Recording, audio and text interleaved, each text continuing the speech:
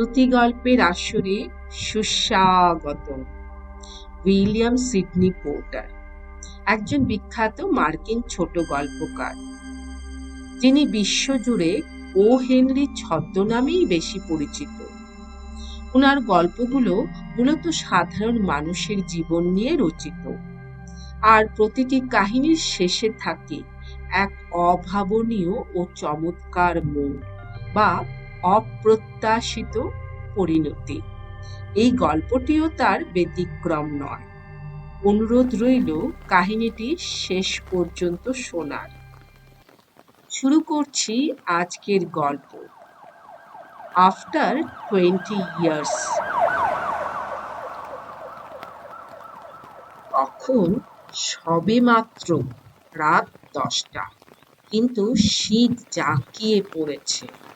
হালকা বৃষ্টির সাথে বাতাসও বইছিল। নিউ ইয়র্কের সেই বিশেষ রাস্তাটি তখন বেশ নির্জন। ঘড়িতে মাত্র 10টা বাজলেও কনকনে ঠান্ডা হাওয়া আর সাথে ইলশে গুঁড়ি বৃষ্টি মিলে পরিবেশটাকে অনেকটা থমথমে করে তুলেছে। সেই শুনশান নীরবতার মধ্যে একজন পুলিশ অফিসারকে দেখা গেল অত্যন্ত দৃঢ়, বলিষ্ঠ আর সতর্কতার সাথে টহল দিতে। তার প্রতিটি পদক্ষেপ ছিল আত্মবিশ্বাসে ভরপুর। সে যে কেবল লোক দেখানোর জন্য কর্তব্য পালন করছে না, বরং তার এই পেশাগত গাম্ভীর্য যে বহু দিনের সহজাত অভ্যাস, তা তার চলাফেরা দেখলেই বোঝা যায়। তার স্থির প্রতিজ্ঞ মূর্তি ও মৃদু হামবড়া ভাব সব মিলিয়ে শান্তির দেবদূত মনে হচ্ছে। মাঝে মাঝে তিনি তার হাতের লাঠিটি ঘোরাচ্ছেন এবং তীক্ষ্ণ দৃষ্টিতে দুপাশের দোকানগুলোর তালা পরখ করে নিচ্ছেন। সাবধানের বার নেই। সুদর্শন চেহারার পুলিশ অফিসারটি তীক্ষ্ণ চোখে দেখে নিচ্ছে পথের এ প্রান্ত থেকে ও প্রান্ত। শহরের এই অঞ্চলে সাধারণত লোকজন তাড়াতাড়ি বাড়ি ফিরে যায়। মাঝে মধ্যে দু একটি ওষুধের দোকান বা খাবারের হোটেলের আলো টিম টিম করে চললেও এলাকার বেশিরভাগ অফিস আর ব্যবসায়িক প্রতিষ্ঠান অনেক আগেই বন্ধ হয়ে গেছে। নির্দিষ্ট এক জায়গায় এসে আচমকা পুলিশ অফিসারটির চলার গতি মন্থর হলো, কেননা তার নজরে পড়ল অন্ধকার একটি হার্ডওয়্যার স্টোরের দরজার দিকে।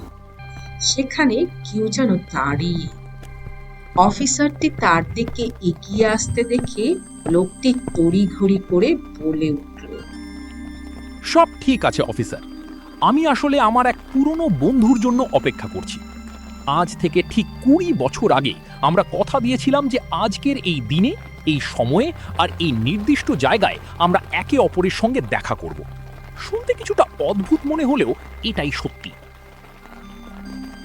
অফিসারটি লোকটির কাছে গিয়ে থামলেন। লোকটি বলতে লাগল, আপনি বিশ্বাস করবেন কিনা জানি না, তবু আপনাকে নিশ্চিন্ত করার জন্য পুরো ব্যাপারটাই বুঝিয়ে বলি। এই যে হার্ডওয়্যার দোকানটা দেখছেন, ঠিক 20 বছর আগে এখানে একটা রেস্তোরাঁ ছিল, বিগ জো ব্র্যাডির রেস্তোরাঁ। অফিসারটি মাথা নেড়ে বললেন, হ্যাঁ হ্যাঁ, ঠিক ঠিক, প্রায় 5 বছর আগেও রেস্তোরাঁটি এখানেই ছিল, পরে ওটা ভেঙে ফেলা হয়। অন্ধকারে থাকা লোকটি এবার একটি দিয়াশালাই চালিয়ে তার চুরুট ধরিয়ে নিল। আগুনের শিখায় অফিসারের চোখে ভেসে উঠল লোকটির চেহারা। গায়ের রং ফ্যাকাশে, মুখের গড়ন চৌকো মুখ, আর ডান চোখের ভুরুর ঠিক ওপরে ছোট একটা কাটা দাগ। লোকটির টাইতে বসানো ছিল একটি বড় হীরের পিন। লোকটি স্মৃতিচারণ করে বলতে লাগলো। 20 বছর আগের এই রাতটির কথা আমার স্পষ্টভাবে মনে আছে। আমি আর আমার প্রিয় বন্ধু জিমি ওয়েলস এখানে রাতের খাবার খেয়েছিলাম। জিমির মতো ভালো মানুষ সারা দুনিয়ায় আর একটিও খুঁজে পাবেন না। আমরা ছিলাম মানিকজোড়, ঠিক দুই ভাইয়ের মতো এই নিউ ইয়র্কেই বড় হয়েছি। আমার বয়স ছিল তখন 18 আর জিমির 20। পরদিন সকালে আমি ভাগ্যের সন্ধানে পশ্চিমে রওনা হওয়ার সিদ্ধান্ত নিলাম, কিন্তু জিমি ও নিউ ইয়র্ক ছাড়তেই রাজি ছিল না। ওর কাছে এই শহরটাই ছিল পুরো পৃথিবী। সে এক নিঃশ্বাসে বলে চলল।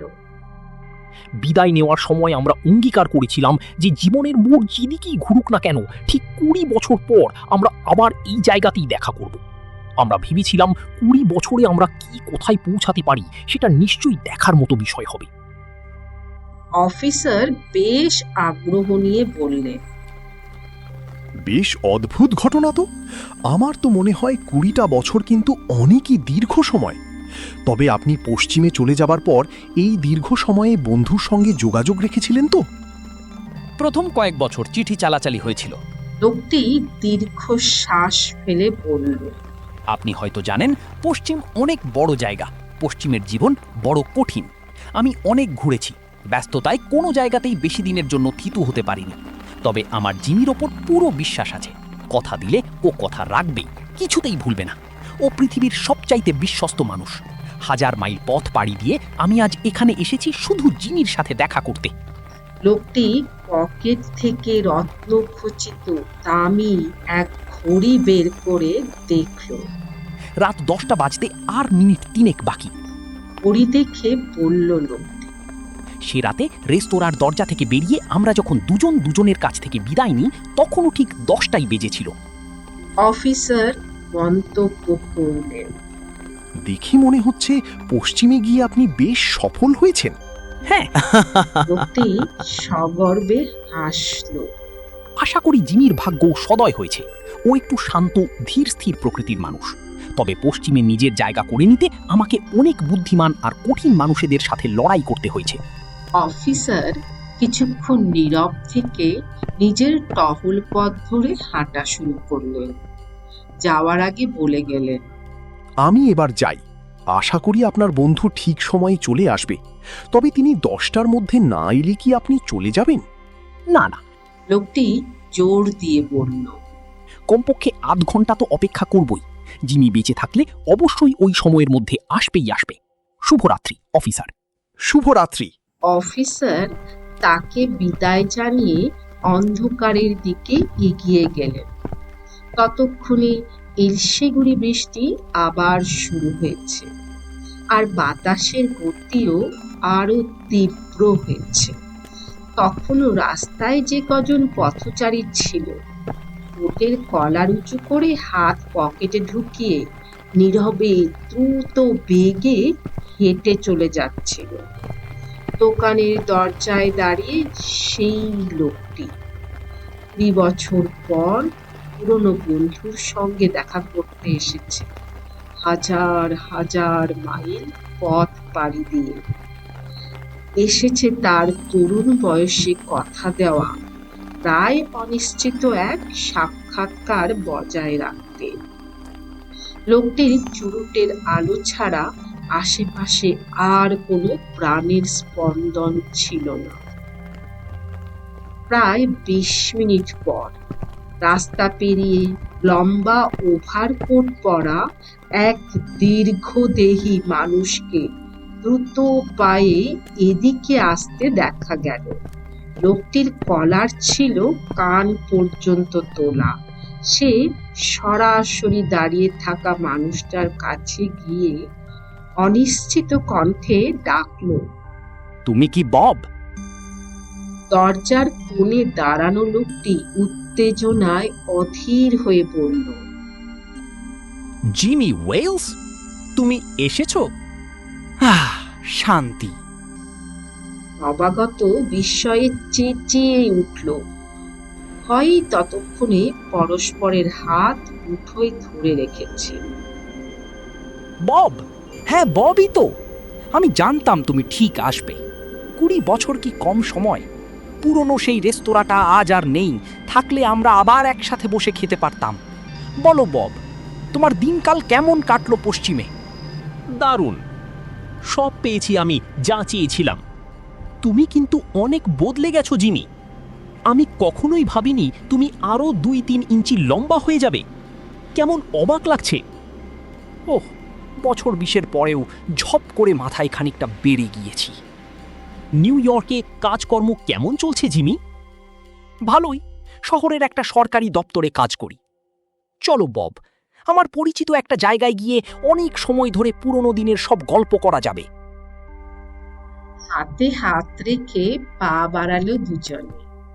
বব আত্মপ্রচারে মগ্ন হয়ে তার সাফল্যের কথা শোনাতে শুরু করলো।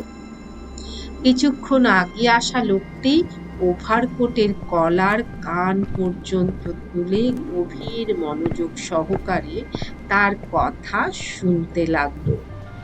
তারা একে অপরের হাত ধরে হাঁটতে হাঁটতে রাস্তার মোড়ের দিকে এগোলো, যেখানে একটি ওষুধের দোকানে জোরালো আলো জ্বলছিল।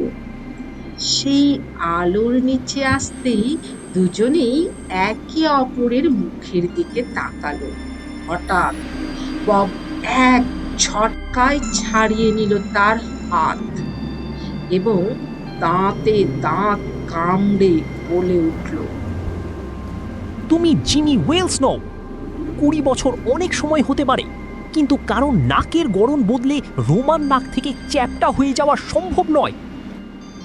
দীর্ঘদেহী লোকটি এবার স্থির কণ্ঠে বলল, কিন্তু 20 বছরে একজন ভালো মানুষও অপরাধী হয়ে যেতে পারে। বব, আপনি গত 10 মিনিট ধরে আমার অধীনে গ্রেপ্তার হয়েছেন। শিকাগো পুলিশ ধারণা করেছিল আপনি এই এলাকায় আসবেন, তাই তারা খবর পাঠিয়ে আমাদের সতর্ক থাকতে বলেছিল। শিকাগো পুলিশ আপনার সাথে আলাপ করতে চায়। আমার সঙ্গে চুপচাপ আসবেন কি বব? বাহ, এই তো। বব স্তম্ভিত হয়ে গেল। নবাগত অফিসারটি ববের হাতে একটি ছোট চিরকুট ধরিয়ে দিয়ে বললেন, থানায় যাওয়ার আগে এই চিঠিটি আপনাকে দিতে বলা হয়েছে। এই জানালা দিয়ে আসা আলোতে চিঠিটা পড়তে পারেন। আমার এক সহকর্মী পুলিশ অফিসার ওয়েলস পাঠিয়েছেন। বব তাকে দেওয়া কাগজের টুকরোটির ভাঁজ খুলল। পড়তে পড়তে তার হাতটা কাঁপছিল হরথর করে। যেখানে লেখা ছিল, বব, আমি ঠিক সময়েই আমাদের নির্ধারিত জায়গায় হাজির হয়েছিলাম, কিন্তু যখন তুমি চুরুট জ্বালানোর জন্য দিয়াশলাইয়ের কাঠি জ্বালালে, তখন আগুনের আলোয় আমি তোমার চেহারা দেখতে পেলাম। আমি চিনতে পারলাম তুমিই সেই ব্যক্তি যাকে শিকাগো পুলিশ তন্ন তন্ন করে খুঁজছে।